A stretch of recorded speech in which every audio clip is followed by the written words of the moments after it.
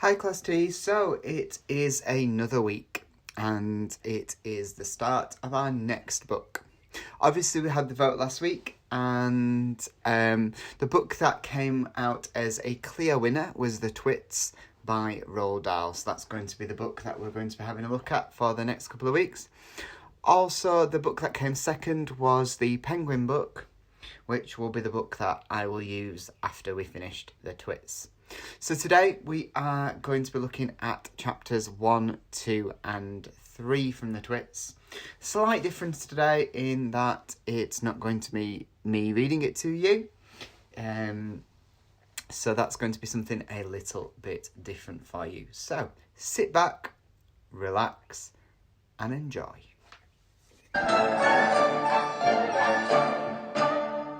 Hairy faces. What a lot of hairy-faced men there are around nowadays. When a man grows hair all over his face, it is impossible to tell what he really looks like. Perhaps that's why he does it. He'd rather you didn't know. Then there's the problem of washing. When the very hairy ones wash their faces, it must be as big a job as when you and I wash the hair on our heads. So what I want to know is this.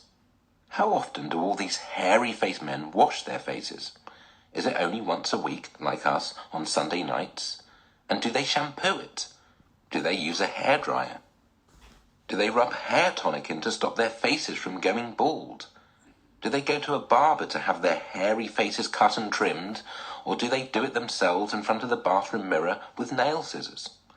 I don't know. But next time you see a man with a hairy face, which will probably be as soon as you step out onto the street, maybe you'll look at him more closely and start wondering about some of these things. Mr. Twit. Mr. Twit was one of these very hairy-faced men. The whole of his face, except for his forehead, his eyes, and his nose, was covered with thick hair. The stuff even sprouted in revolting tufts out of his nostrils and ear holes. Mr. Twit felt that his hairiness made him look terrifically wise and grand. But in truth, he was neither of these things. Mr. Twit was a twit. He was born a twit, and now, at the age of 60, he was a bigger twit than ever. The hair on Mr. Twit's face didn't grow smooth and matted as it does on most hairy-faced men.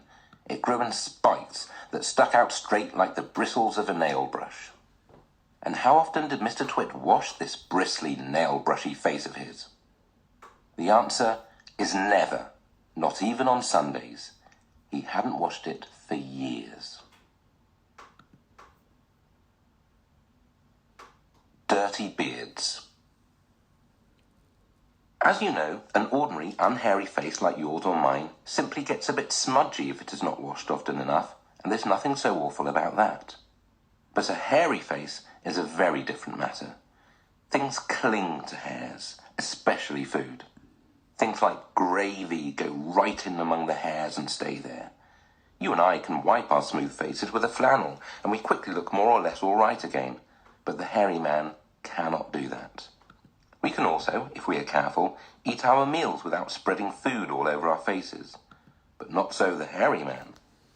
Watch carefully next time you see a hairy man eating his lunch, and you will notice that even if he opens his mouth very wide, it is impossible for him to get a spoonful of beef stew or ice cream and chocolate sauce into it without leaving some of it on the hairs. Mr. Twit didn't even bother to open his mouth wide when he ate.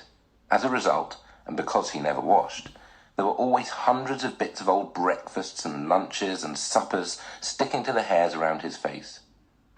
They weren't big bits, mind you, because he used to wipe those off with the back of his hand or on his sleeve while he was eating. But if you look closely, not that you'd ever want to, you'd see tiny little specks of dried-up scrambled eggs stuck to the hairs, and spinach and tomato ketchup and fish fingers and minced chicken livers and all the other disgusting things Mr. Twit liked to eat.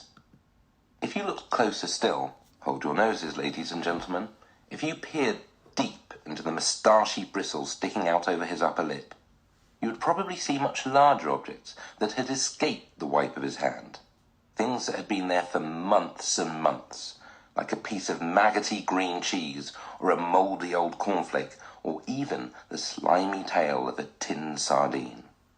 Because of all this, Mr. Twit never went really hungry.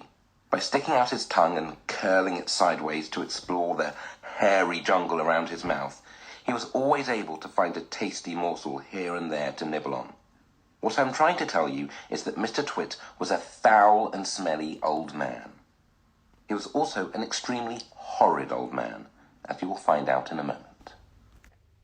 I hope you enjoyed that, and it's now time for you to start to think about today's activity. So, what I'd like you to do is to have a good listen to the description of Mr. Twit, or read through the book on the online version that I found. And what I'd like you to do is draw a picture of Mr. Twit. I'd then like you to label that picture with some sentences. Now, I understand that your literacy today is possessive apostrophes, and you've done some work on that. So what I'd like you to do is I'd like you to write a couple of sentences using possessive apostrophes. Keep safe and keep washing those hands.